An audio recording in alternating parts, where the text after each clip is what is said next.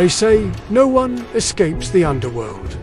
But once, just once, Hades left his throne and fooled the living world itself. The poets never wrote it. The priests denied it. But in the faint spaces between stories, there are whispers of the day death itself wore a human face. Hades was not the monster mortals imagined. He ruled the silent realm with precision and patience. Every soul that crossed his river was accounted for. Every oath broken was remembered. He did not rage like Zeus, nor hunger like Poseidon. He simply endured. Yet eternity breeds curiosity. For all his wisdom, Hades wondered what it meant to be alive. To breathe air not thick with dust, to hear laughter that wasn't mourning. He had watched life from beneath the earth since the dawn of time, and he envied it quietly. Then came the summons that changed everything. A mortal king from Corinth, his body old but his will still sharp, dared to call upon him. He offered sacrifices of iron and blood, and his words echoed through the cracks of the world. He begged not for mercy, but for immortality. No god had ever been asked such a thing so directly. Hades rose from the shadows of his palace. Curious, he could have ignored the prayer, but he didn't. Because, for the first time in millennia, someone had challenged death itself, not with fear, but with ambition. The god appeared before the mortal as smoke twisting into form. The air grew cold. The king fell to his knees. "Grant me eternal life," he whispered, "and I will make your name known above all others." Hades smiled, a thin, measured smile. "Eternal life," he said, "is not what you think it is." The king promised anything: his crown, his kingdom, his soul. But Hades was not a merchant. He was a teacher. And so he offered the king a lesson. He disguised himself as a wandering prophet, a pale man with eyes like midnight embers. He walked among the living for the first time in centuries. He felt the warmth of the sun, the hum of the crowd, the heartbeat of a world that still believed itself eternal. The mortal king welcomed him into his court, unaware of who sat before him. They spoke for days of life, of death, of the hunger for meaning. Hades listened. He watched the way mortals clung to hope, even as their bodies withered.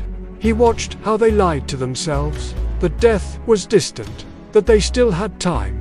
At last, he told the king, "If you can make your people forget death exists, then I will grant you immortality." The king accepted, and so decrees were passed across the land. Funerals were forbidden, graves destroyed. No one was to speak of death, or gods, or souls. Statues of Hades were pulled down, their faces smashed. At first, the people rejoiced. There were no more tears, no more mourning processions through the streets. Every illness was hidden behind closed doors. And when someone vanished, they were simply erased. Weeks turned to months. Without grief, there was no love. Without endings, there was no meaning. And the world began to rot. Crops withered, though the sun still shone. Mothers looked upon their children and could not remember their names. Priests stood in empty temples, unable to pray.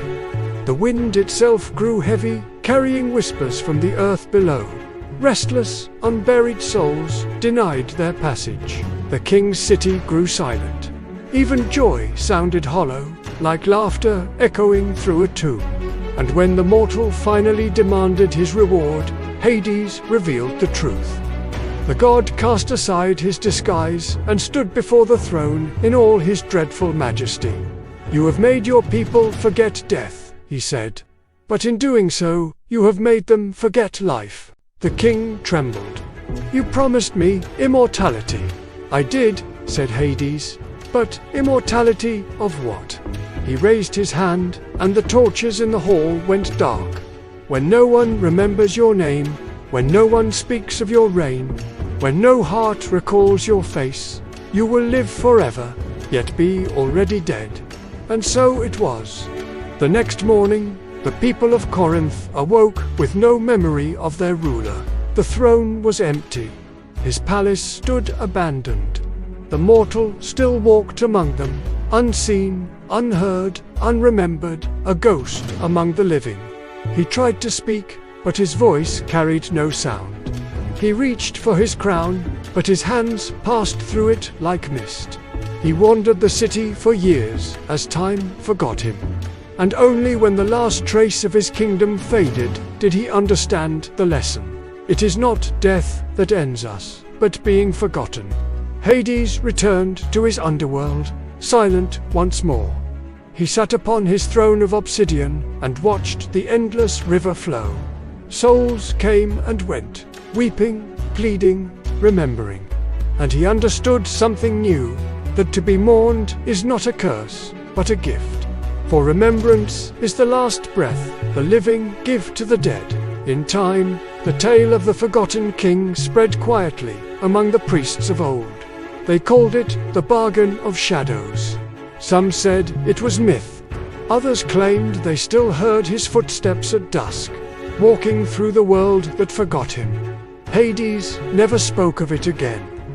But sometimes, when a mortal dies alone, with no one to speak their name, the god of the underworld leaves his throne and carries them himself, so that at least he will remember.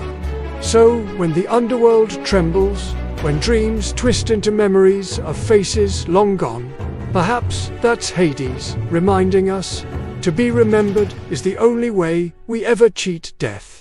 And if you wish to know what happened to the king after the world forgot him, follow Hades back into the shadows. The next story begins where his mercy ends, in the cursed light of Apollo.